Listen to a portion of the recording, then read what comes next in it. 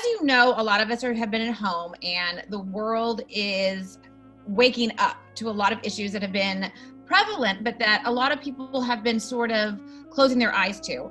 This is Imani. She has an Instagram, Mixing It with Imani, and we became friends sort of through mutual interest.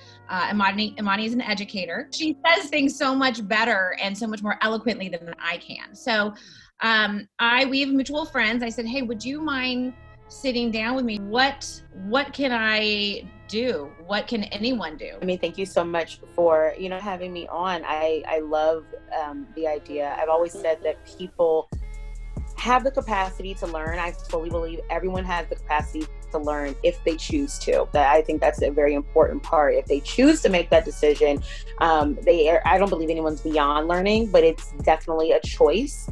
If I thought that people couldn't be educated, I would never become a teacher. We don't stop learning after elementary school or middle school or high school. We go on to get college degrees, sometimes associate's degrees, bachelor's degrees, advanced degrees. Like, we're learning for the rest of our lives, that we just continue to normalize that specifically.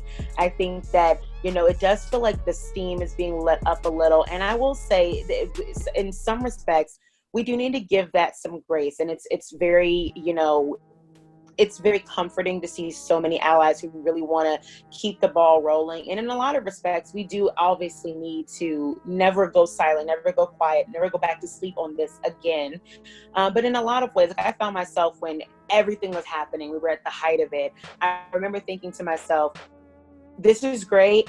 I cannot wait for this to quote unquote blow over, because of the anxiety that it caused. Because as much as, it's great that everyone was talking about it and seemingly getting it, there were still people that brings people out of the woodwork to also debate it.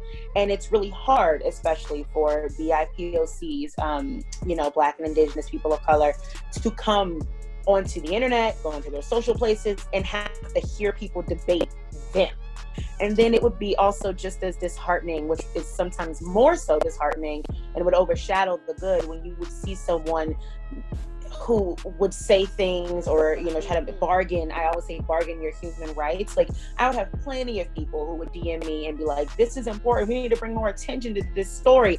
But then I would also have people who would be in my DMs and think they're doing the right thing and say, no, this is what I want to see more of. Why can't there be more Black men who are showing themselves getting degrees? And why can't we show this image more? And I'm like, what I'm not about to do with you is argue who deserves in my culture to live. That doesn't even make sense. And I think the most important part is that we normalize the learning process. It's just simply learning. And then there will be a time where a test comes, where each person has an opportunity to stop something or say something or speak up or listen. And that is the test. It's a pop quiz. No one wants to feel like they just failed at America. They failed at being a good human.